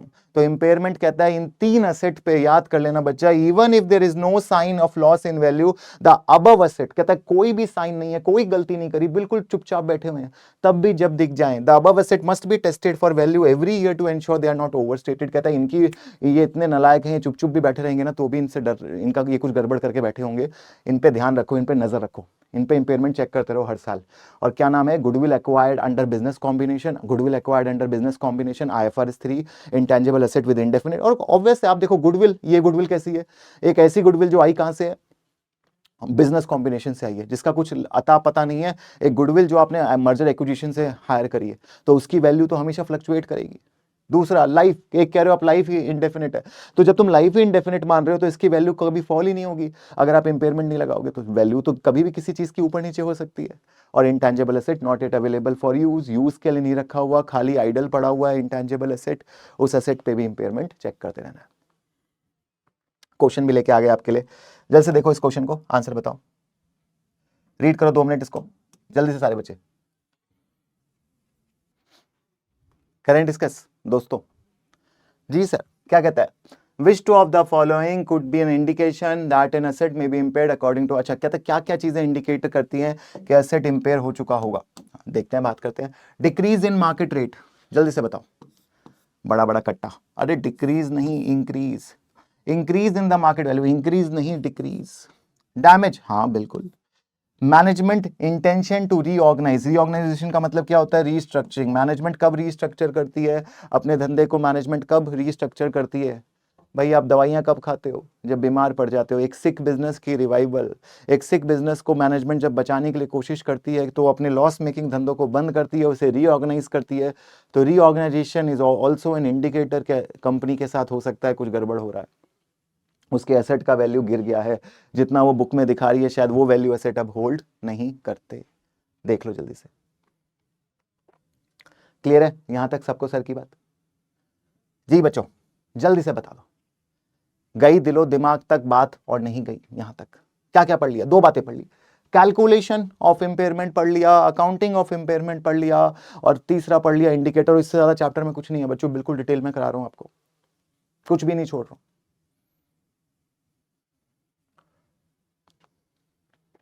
अब आ जाती है बात सीजीयू की। किसकी आ जाती है? सीजीयू की। करें डिस्कस? चलो, कहते हैं अभी तक आप बात कर रहे थे इंडिविजुअल एसेट की। अच्छा, एक एक एसेट की। If an impairment loss led to single identifiable asset, reduce its carrying value through P&L, exception if asset is revalued under IAS 16 then reduce the revaluation reserve first। ठीक है, देखो इसके लिए तो मुझे कुछ नहीं बताना, ये तो मैं आपको अब तक बता ही रहा था। ये सारी चीजें तो मैंने आपको अब तक पढ़ा दी कि इंडिविजुअल एसेट के साथ क्या क्या करना होता है। अब मैं आपको पढ़ाने वाला हूं CGU, कैश जनरेटिंग यूनिट। अब ना ये वाला कंसेप्ट बच्चों ध्यान से समझना, ये CGU क्यों आया। देखो मैंने अभी तक आपको पढ़ाया, देखो अब समझना CGU क्यों आया, ये कंसेप्ट ही क्यों आया, पहले समझ, बात खत्म हो जाती है इसको समझते ही। मैं आपको अभी तक पढ़ा रहा था कि कोई एसेट है, जैसे ये कोई एसेट है हमारा, मान लो एक कार है, ठीक है सर ये तो बैलगाड़ी ज्यादा लग रही है, अब चला लो काम बेटा। मान लो ये हमारी एक कार है, एसेट ये कार, मुझे अगर इसकी कैरिंग वैल्यू चाहिए तो कैरिंग वैल्यू मिल जाएगी, कोई दिक्कत नहीं। मान लो इसकी बुक में कैरिंग वैल्यू मैं दिखाता हूँ, मेरी बुक में आ रही है, इसकी वैल्यू बुक से देखूंगा $6,000, ठीक है। अच्छा, इसकी मुझे अगर इस कार की मुझे फेयर वैल्यू चाहिए, लेस कॉस्ट टू सेल चाहिए, वो भी पता लग जाएगी। मैंने मार्केट में पता किया कितने की बिक जाएगी, क्या है क्या नहीं है। मान लो सब कुछ माइनस वाइनस करके ये आ रहा है $5,000, ठीक है, ओके, मतलब कम आ रहा है। अच्छा, अगर मेरे को इस कार का वैल्यू इन यूज चाहिए, अब यहां दिक्कत आएगा, देखो वैल्यू इन यूज, VIU, इसका वैल्यू इन यूज कैसे निकलेगा? अब आप कहोगे सर दिक्कत ही क्या है, हम बताते हैं सर, आपसे नहीं निकल रहा तो हम सिखाते हैं, हम एक्सपर्ट हैं। अच्छा बच्चों बताओ, तो बच्चा कहता है कि सर बहुत आसान है, देखो इस कार्ड से क्या कैश फ्लो आएगा। अच्छा, इस कार्ड से क्या कैश फ्लो आएगा, ओके ओके बच्चा, ठीक है ठीक है, और क्या करूं? कहता है इस कार से जो कैश फ्लो आएंगे वो का प्रेजेंट वैल्यू ले लेना और इस पे इंपेयरमेंट निकाल देना। तो मैंने कहा कि यार ठीक है, तुम्हारी बात ठीक है कि कार से क्या कैश फ्लो आएगा मुझे वो देखना चाहिए, तुम्हारी बात से मैं बिल्कुल इत्तला रखता हूं, तुम जो कहते हो वो मेरे दिल तक बात जाती है। बट एक बात बताओ कि ये कार, मेरे जो कैश फ्लो मैं कमा रहा हूं, इसमें ये कार तो अकेली है ही नहीं, मतलब मेरी जो अर्निंग है उसमें अकेले कार का रोल ही नहीं है, कई सारे एसेट मिलके कमा के देते हैं कैश फ्लो, अकेला कार कमा के नहीं देता। आपकी बात ठीक थी कि इंडिविजुअल एसेट कितना कमा के दे रहा है वो निकालो, बट इंडिविजुअल एसेट मेरे धंधे में कमा के ही नहीं देता। मेरे धंधे में कार भी है, इस कार के साथ साथ मान लो कार के साथ साथ इसके साथ जो इन्वॉल्व है हमारे बिजनेस, जो बिल्डिंग है, जिस बिल्डिंग में हम बिजनेस करते हैं उसका भी रोल है, कस्टमर इस बिल्डिंग में भी आता है। हमारे पास जो बिल्डिंग है हमारी गुडविल मार्केट में, वो गुडविल की वजह से भी पैसा आता है, उस वजह से भी कस्टमर हमारे पास आता है। हमारे पास जो फर्नीचर है, हमारे पास जो अदर एसेट्स हैं, उनसे भी बिजनेस में धंधा आता है। तो आप कैसे कह सकते हो कि यार कोई सिंगल एसेट रेवेन्यू कमा के दे रहा है? आप सिंगल एसेट से कैसे, वो जो कैश फ्लो आ रहे हैं वो तो कॉम्बिनेशन ऑफ एसेट से आ रहे हैं, ग्रुप ऑफ एसेट से आ रहे हैं। बात समझो, देखो अभी मैं आपको पढ़ा रहा हूं, तो मान लो जो टीचिंग से मुझे रेवेन्यू आ रहा है, मतलब जो आपको पढ़ाने से मान लो जो मुझे रेवेन्यू आ रहा है बच्चों, अगर मैं कहूं कि वो सिर्फ मेरी वजह से आ रहा है, या मेरे को हटा भी दें, ह्यूमन रिसोर्स को हटा भी दें, तो मैं कहूं कि जो मुझे रेवेन्यू आ रहा है वो मुझे सिर्फ इस बोर्ड की वजह से आ रहा है। मैं कहूं कि रेवेन्यू सिर्फ मुझे इस बोर्ड की वजह से आ रहा है, या सिर्फ इस पेन की वजह से आ रहा है, या सिर्फ इस कैमरे की वजह से आ रहा है, नहीं, या लैपटॉप की वजह से आ रहा है, they are all in combination in generating the revenue. तो लॉ ने भी ये बात समझी, IS 36 ने भी बात समझी। क्या फिर इसने बोला कि ठीक बात है कि अगर कोई एसेट इंडिविजुअल VIU नहीं निकल सकता किसी एसेट का, तब आप क्या बनाओगे, ग्रुप ऑफ एसेट। जब तक एक आइडेंटिफाइबल ग्रुप नहीं बन सकता जिससे हम ये कह सकें कि एक इंडिपेंडेंटली कैश फ्लो जनरेट कर सकता है, independent identifiable group of asset, independent identifiable group of asset. भाई एक बच्चा कमाने कब लगता है, इंडिपेंडेंट कब होता है, अलग अलग केस में अलग अलग हो सकता है। कोई 18 साल में इंडिपेंडेंट हो जाता है, तो कोई 14 साल, कोई 16 साल, कोई 25 साल, कोई कभी नहीं होता। तो कहता है तब आप उसको पेरेंट्स के साथ जोड़ के देखोगे। तो आप समझो, आपकी इंडिविजुअल आइडेंटिटी के आप ग्रुप ऑफ एसेट से मिल, कौन से ग्रुप ऑफ एसेट को हम कह सकते हैं कि हाँ ये 4 एसेट मिलके कमाते, तो हम इन्हें क्या बोलेंगे, CGU। जो एक पर्टिकुलर डिपार्टमेंट, एक पर्टिकुलर ऑर्गेनाइजेशन जिसको हम सेग्रीगेट कर सके, identifiable, independent, separable cash generating unit, जो पैसा कमा के दे सके। सर ऐसा क्यों कर रहे हैं, क्योंकि इंडिविजुअल से नहीं पता चल पा रहा। ठीक है सर, तो यही कहता है CGU is the smallest group of asset that generate cash independently. Okay sir, तो मतलब ये भी cash flow value in use की, प्रॉपर सिर्फ वैल्यू इन यूज की वजह से। जैसे कहता है, a coaching institute has an ACCA and nursing division, each is a separate CGU। भाई अब इनके पास 2 डिवीजन है, एक इनके नर्सिंग का डिवीजन है, एक ACCA का डिवीजन है। तो बच्चा जो ACCA का डिवीजन है उससे जो रेवेन्यू आ रहा है वो सेपरेट है, वो एक अपने आप में CGU है। ACCA का रेवेन्यू ACCA CGU से आ रहा है, और नर्सिंग डिवीजन का नर्सिंग डिवीजन के CGU से आ रहा है। हालांकि कई बच्चों को मन में डाउट आ रहा होगा कि सर इससे इंपेयरमेंट निकलेगा कैसे, इससे हम अपने एसेट को इंपेयर करेंगे कैसे, उस कार को जिसको आपको इंपेयर करना था आप करोगे कैसे। सब कर देंगे। अभी देखो, कहते हैं CGU used when individual asset value can't be asset separately. कहता है impairment loss allocation CGU in this order. तो रूल है, first reduce the value of specifically damage and impaired asset, second reduce goodwill if present in the CGU, lastly allocate remaining impairment proportionately according across the non current asset in the CGU। क्या कह रहा है,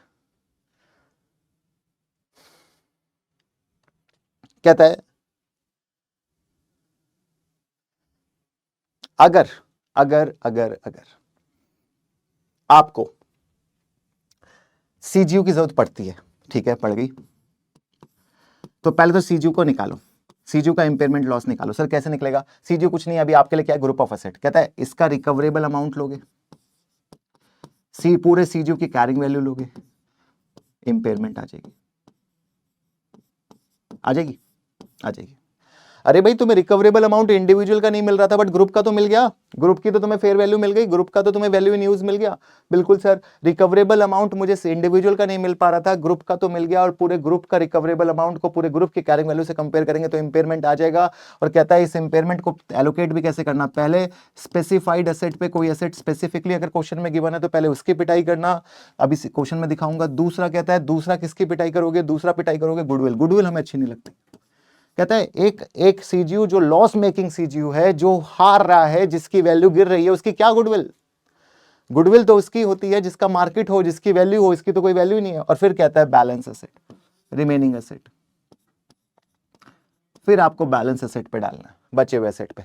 तो पहले पिटाई करते हैं specific asset की। मान लो क्वेश्चन कहता है specific building is worthless, technology is worthless, brand is worthless. Specifically एक एसेट बोला हुआ है कि वो जो बिल्कुल खराब, after impairment, after this situation, this asset has become useless, तो वो स्पेसिफिकली वो जाएगा, फिर गुडविल और फिर बैलेंस। कैसे करेंगे, एक फॉर्मेट यूज करते हैं, गुडविल पुराना carrying amount, impairment new carrying amount, generally zero ही हो जाएगा। तो अदर एसेट पुराना carrying amount, impairment loss, remaining, ये फॉर्मेट हम इसके लिए बच्चों यूज करते हैं। ठीक है, समझना बात को। एक क्वेश्चन देखते हैं, इससे समझ आएगी बात, समझना। We are given CGU with the following carrying asset. देखो अब CGU गिवन है क्योंकि सेपरेट नहीं निकाल सकते थे, तो CGU गिवन है, बिल्डिंग गिवन है, प्लांट इक्विपमेंट गिवन है, गुडविल गिवन है, करंट एसेट गिवन है, टोटल गिवन है। कहता है रिकवरेबल अमाउंट ऑफ CGU। अच्छा, CGU का रिकवरेबल अमाउंट गिवन है, इंडिविजुअल का नहीं, पूरे टोटल रिकवरेबल अमाउंट, मतलब टोटल का वैल्यू यूज निकाला, टोटल का फेयर वैल्यू। अपन को टेंशन नहीं निकालना, अपन को CGU के केस में कुछ नहीं निकालना, अपन को गिवन होगा रिकवरेबल अमाउंट। तो सर रिकवरेबल अमाउंट अपन को गिवन है 9 लाख का, ठीक है, और टोटल कितना गिवन है 1110 कैरिंग वैल्यू गिवन है। कैरिंग वैल्यू तो हम इंडिविजुअली सबकी ऐड कर लेंगे, ठीक है। सर ये कैरिंग वैल्यू है, ये रिकवरेबल अमाउंट। कहता है we need to find the carrying amount of property plant equipment after impairment. कहता है इस PPE का इंपेयरमेंट जानना चाहता हूं। सिर्फ इस पीपी का इंपेयरमेंट जानना चाहता हूं, मैं सभी का निकाल के दिखा दूंगा आपको, बट ये लोग इस पीपी का इंपेयरमेंट जानना चाहते हैं। जैसे मेरे वाले एग्जांपल में अपन कार का इंपेयरमेंट जानना चाहते थे, इस वाले एग्जांपल में किसका जानना चाहते हैं बच्चों? प्रॉपर्टी प्लांट इक्विपमेंट का पीपी का इंपेयरमेंट जानना चाहते हैं। बताओ कैसे निकलेगा? तो बच्चा सबसे पहले तो इंपेयरमेंट लॉस जानना है। पहला स्टेप क्या है? इंपेयरमेंट लॉस निकालना। पहला स्टेप क्या है? तो कहता है टोटल कैरिंग अमाउंट कितना है? 110। ठीक है। रिकवरेबल अमाउंट देखो, इसी के लिए तो करना पड़ा सब कुछ बच्चा। टोटल कैरिंग अमाउंट 110 है, रिकवरेबल अमाउंट 900 है, इसी के लिए करना पड़ा। इंपेयरमेंट लॉस कितना आएगा? 110 माइनस 900, 2,10,000। ये आ गया। इंपेयरमेंट लॉस ही तो नहीं निकल पा रहा था, बस अब डाल दो। कहता है सबसे पहले किसकी पिटाई करोगे? कोई स्पेसिफिक एसेट बोला है? नहीं बोला। स्पेसिफिकली किसी एसेट की पिटाई करने के लिए बोला है। क्वेश्चन अगर बोल देगा तो उसी को मारोगे, बट कोई नहीं बोलता तो किसको पीटते हैं हम? गुडविल को। कहता है गुडविल है क्या? हाँ गुडविल है 70,000 की। कहता है first reduce goodwill fully, goodwill पे डाल दो तो 70,000 entirely, 70,000 is return of. Remaining impairment कितना बचा? 1,40,000। सर 1,40,000 मतलब सबसे पहले आप गुडविल की पिटाई कर दोगे, फिर किस में डालोगे? बिल्डिंग पे, प्रॉपर्टी प्लांट इक्विपमेंट पे, और हाँ करंट एसेट पे भी नहीं डालते हैं।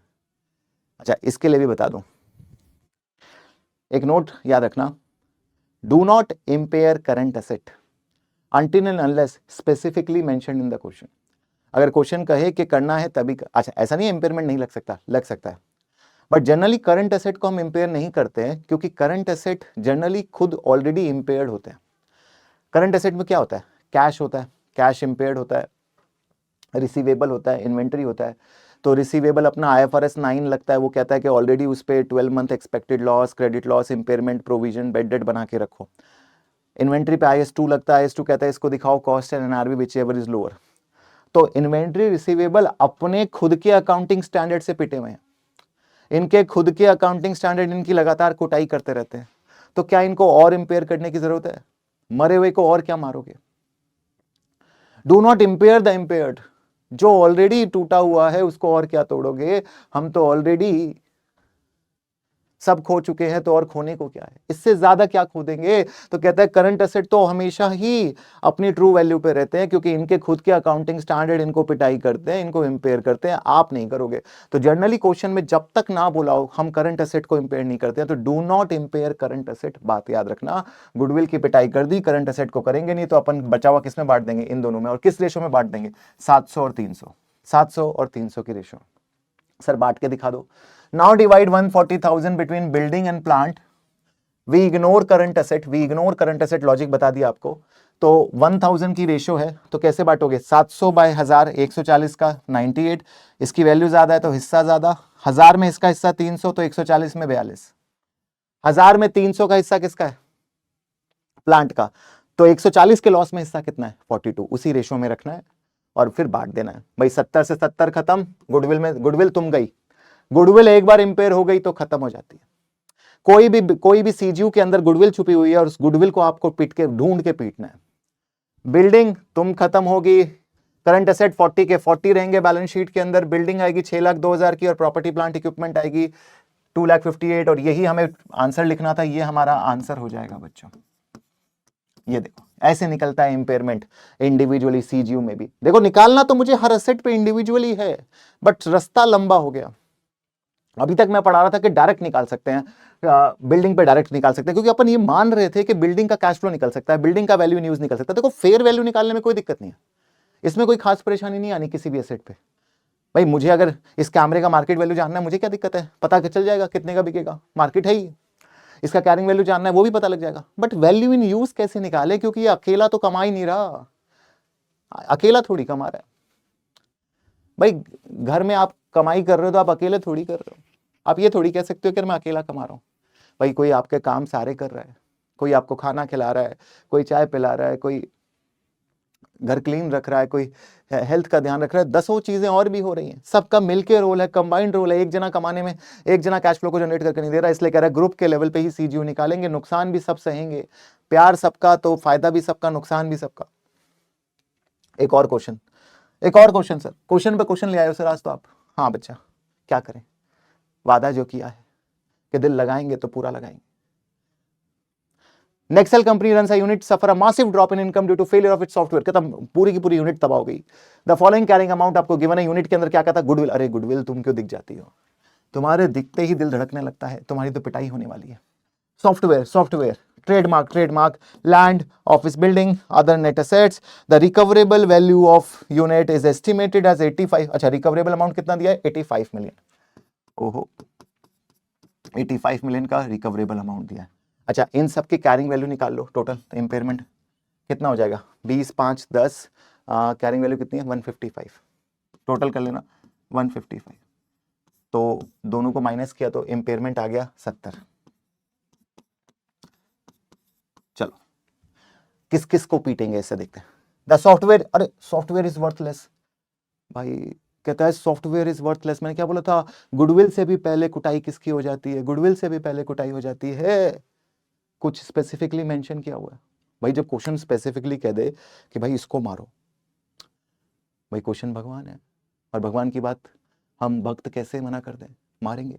सबसे पहले सॉफ्टवेयर को, फिर उसके बाद गुडविल को, फिर बचे हुए असेट को. और करंट असेट नहीं पिट सकता. कहता है अदर नेट एसेट. क्या बोल भी दिया, हालांकि ना भी बोला. कहता है other net asset include inventory receivable. कहता है इसमें सिर्फ इन्वेंटरी और रिसीवेबल है. मतलब ये क्या है? Current asset. It is considered that the carrying amount of other net asset is reasonable representation of their NRV. कहता है ये एक्चुअली देयर एनआरवी पे ही है, मार्केट वैल्यू पे ही है. इनको मत पीटना प्लीज, ये ऑलरेडी पिटे हुए हैं. इनके अकाउंटिंग स्टैंडर्ड है, इनकी कुटाई ढंग से कर रखी है. ऐसा थोड़ी है कि मम्मी ने पीट दिया पापा भी पीटेंगे, फिर बड़ा भाई भी पीट रहा है. क्या हम मंदिर के, सॉरी चलते हैं आगे. Total impairment 155, 70 million.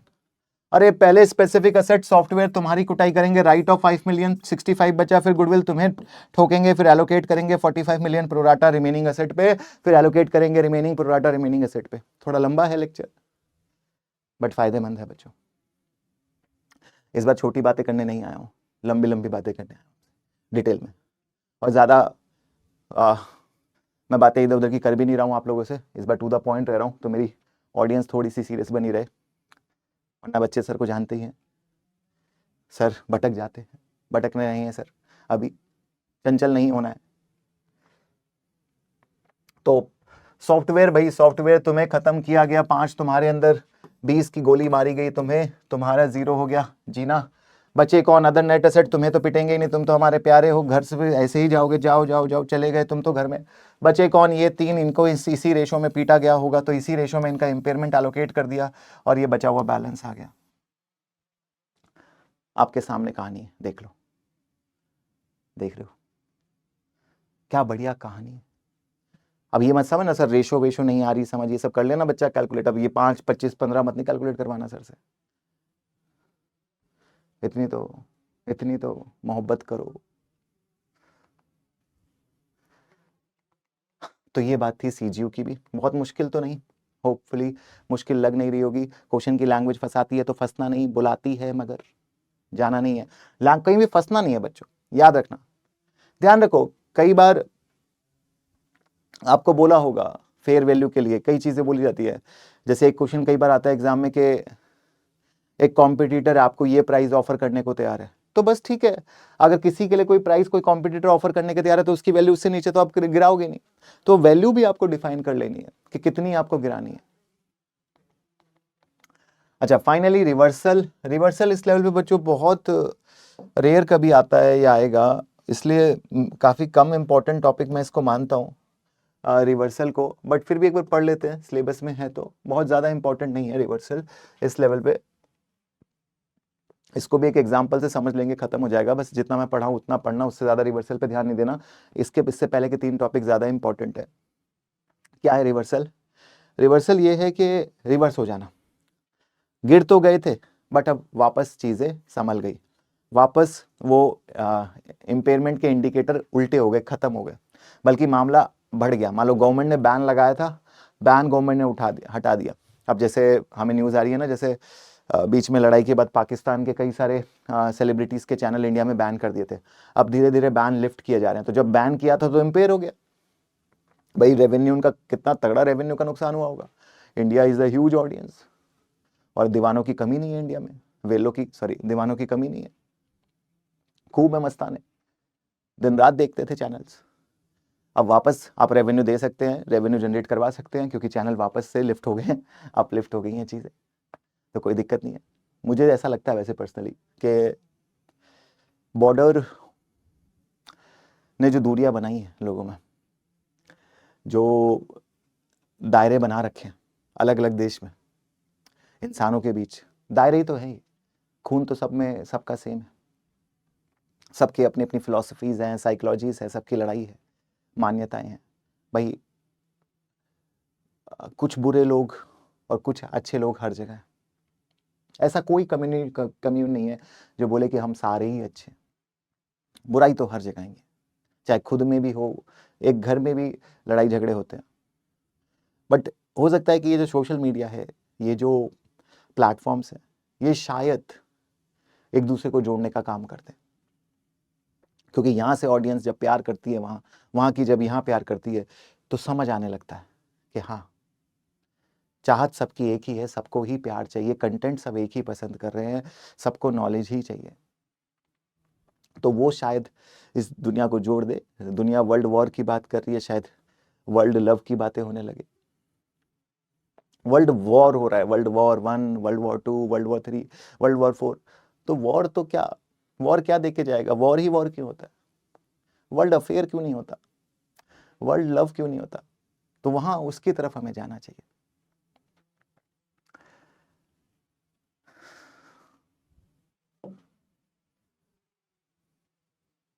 वो कहते हैं ना, लम्हे कम हैं, लम्हे कम हैं जिंदगी में,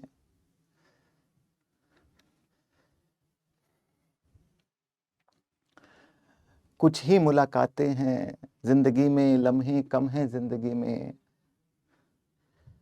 मत करो तकरार, जी लो जितना जी सकते हो, कर लो सबसे प्यार। तो सबसे प्यार करो, अपने भाई से, बहन से, जितना हो सके प्यार की वर्षा करो, रिश्तेदारों से जो मिलता है, फुल ऑन लव। तो tiger limited purchase a non current asset on 1 Jan 30,000. The asset is estimated useful life 10 years. Tiger use the cost model, no revaluation depreciation. अच्छा, कॉस्ट मॉडल से करता है। 30,000 का सेट है, 10 साल लाइफ थी। On 31 December impairment review show recoverable amount 16,000। तो impairment कर दिया। देखो बच्चों, हुआ क्या, 30,000 का सेट था, कौन सी डेट को 30,000 का था? 1 जनवरी को। तो जनवरी से 31 दिसंबर, जनवरी फरवरी, 2 साल बीत गए, 10 साल लाइफ है, 3 6,000।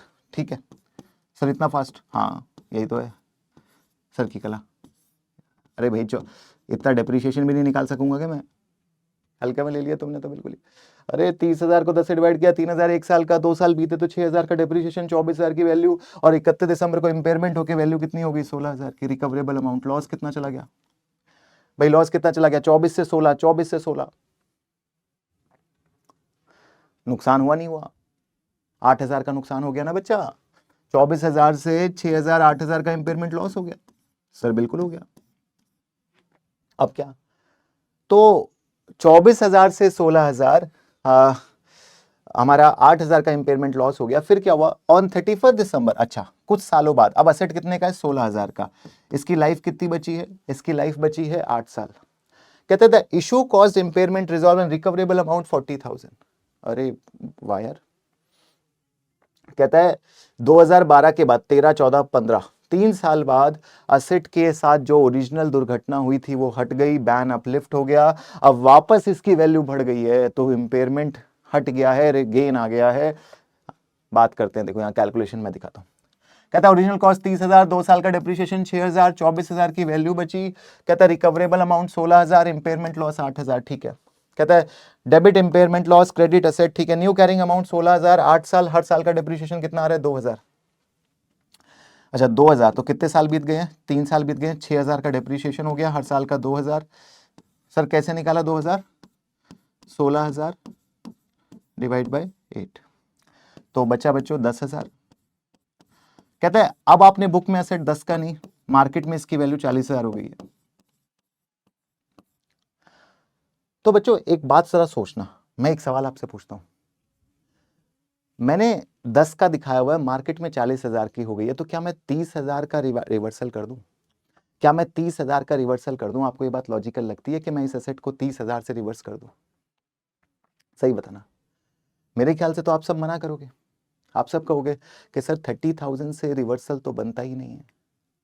अरे बच्चा 30,000 से रिवर्सल कैसे कर दोगे? आप समझो, इतना ज्यादा रिवर्सल तब कर सकते हो जब आप रिवैल्यूएशन गेन IAS 16 में हो।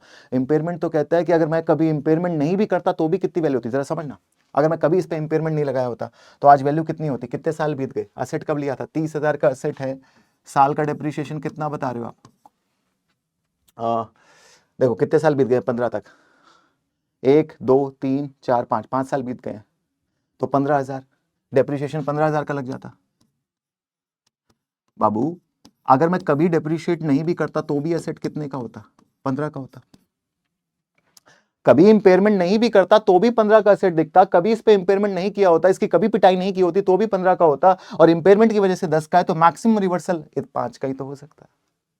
इससे ऊपर तुम बढ़ा रहे हो तो वो रिवैल्यूएशन गेन कर रहे हो, फिर ये चैप्टर का IAS 36 का मतलब नहीं है। तो यही आपका रिवर्सल का पॉइंट है जो आपको याद रखना। मैक्सिमम यही टेस्ट हो सकता है कि कितना रिवर्सल हो सकता है। तो रिवर्सल हो सकता है अमाउंट ऑफ रिवर्सल, मतलब जितना रिवर्सल गेन है उतना, या अगर कभी इंपेयरमेंट नहीं किया होता तो क्या वैल्यू आती। मान लो रिवर्सल गेन ही यहाँ पे आता, मान लो 13,000, तो 3,000 का ही हो पाता, फिर 5,000 थोड़ी बढ़ा पाते। बट यहाँ रिवर्सल गेन है 40,000, तो अपन मैक्सिमम कितना बढ़ा सकते हैं, 5,000। अरे तुमने कभी इंपेयर नहीं किया होता तो कितनी वैल्यू आती, 15,000। बच्चा कभी इंपेयर नहीं किया होता तो 15 आता, और इंपेयर कर दिया तो आज वैल्यू 10 है। सर कैसे निकाला, 16 में से 6 गए, 10 बचा रिमेनिंग वैल्यू, रिमेनिंग लाइफ। तो अगर कभी इंपेयर नहीं किया तो 5,000, और कर दिया तो 10,000, तो 40,000 हमारे पास गेन है, बट 40 तक थोड़ी बढ़ा सकते हो। असेट मैक्सिमम 15 ही पहुंचा सकते हो अगर कभी इंपेयरमेंट नहीं होता। हाँ, इससे ऊपर पहुंचाना है तो फिर IAS 16 रिवैल्यूएशन गेन होगा। फिर ये रिवैल्यूएशन है, फिर ये इंपेयरमेंट का रिवर्सल नहीं है, फिर तो एक नई चीज है, नई ट्रांजेक्शन है। तो यही बात कहता है कि देखो स्टेप 2, डेप्रिशिएशन 6,000, बुक में असेट है 10,000 का, और न्यू रिकवरेबल अमाउंट 40,000 है। क्या कहता है, but we can not reverse more than the historical cost minus depreciation. कहता है let's check historical value if no impairment is occurred. कहता है कभी इंपेयरमेंट नहीं होता तो 5 साल का डेप्रिसिएशन लगता 30, 15, और असेट होता 15,000 का।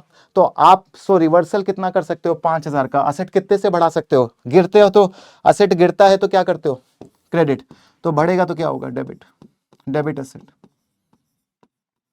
और क्रेडिट गेन। ये गेन कहां जाएगा, P&L में बच्चा, भाई लॉस P&L में गया था, तो गेन भी कहां जाएगा, P&L में, और कितने से हो जाएगा, 5,000 से।